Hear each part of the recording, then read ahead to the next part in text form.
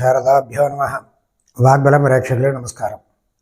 మనకి గోచార విషాత్తు రవి 17వ తేదీ సోమవారం ఉదయం 8:04 సింహంలో ప్రవేశిస్తాడు. ఈ సింహంలో ప్రవేశించడం వల్ల ఏ ఏ రాశులకి అద్భుతమైనటువంటి ఫలితాలు వస్తాయి అనేటువంటిది ఆలోచించినట్లయితే, తులా వృశ్చిక రాశి వారికి బ్రహ్మాండమైనటువంటి కార్యక్రమాలు అవుతాయి. దీర్ఘకాలికంగా ఉండిపోయినటువంటి పనులన్నీ పూర్తవుతాయి. తండ్రితో ఉండేటువంటి వివాదాలు సమసిపోతాయి. తండ్రి మళ్ళీ మిమ్మల్ని అక్కురు చేర్చుకునేటువంటి పరిస్థితి, ఆగిపోయినటువంటి ప్రభుత్వ ఉద్యోగాలు ఏవైతే ఉన్నాయో, సస్పెన్షన్కి గురైనటువంటి వాళ్ళు ఎవరైతే ఉన్నారో మళ్ళీ వాళ్ళు ఆ ఉద్యోగాల్లో ప్రవేశించేటువంటి యోగ్యత కలిగేటువంటి అవకాశం. అలాగే మీనరాశి వారికి కూడా పోటీతత్వంతో మీదైనటువంటి ఆధిపత్యాన్ని నిరూపించుకోగలుగుతారు. అద్భుతమైనటువంటి ఆలోచనలతోటి ముందుకు కొనసాగుతారు. అలాగే మిథున రాశి వారికి కూడా మంచి ఫలితం ఉంటుంది. 10 మందిలో సమాజంలో మీకు ఉన్నతమైనటువంటి ఒక గౌరవం వచ్చేటువంటి పరిస్థితిగా ఈ రవి యొక్క మార్పు వల్ల కనబడుతుంది. కాబట్టి ఈ తులా వృశ్చిక రాశి వారు ఏదైనా ఈ సమయాన్ని సద్వినియోగం చేసుకోవడం చాలా మంచిది. లేకపోతే అవకాశాలు కోల్పోయేటువంటి పరిస్థితి.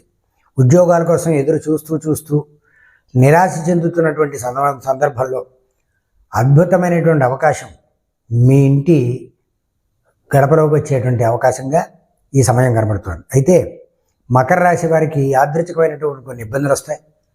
ప్రభుత్వము రాజకీయ నాయకులతో వివాదం జరుగుతుంది. తండ్రికి అనారోగ్య సమస్యతోటి కొంత ఆర్థికపరమైనటువంటి ఇబ్బందులు పడవలసినటువంటి పరిస్థితి కనబడుతుంది.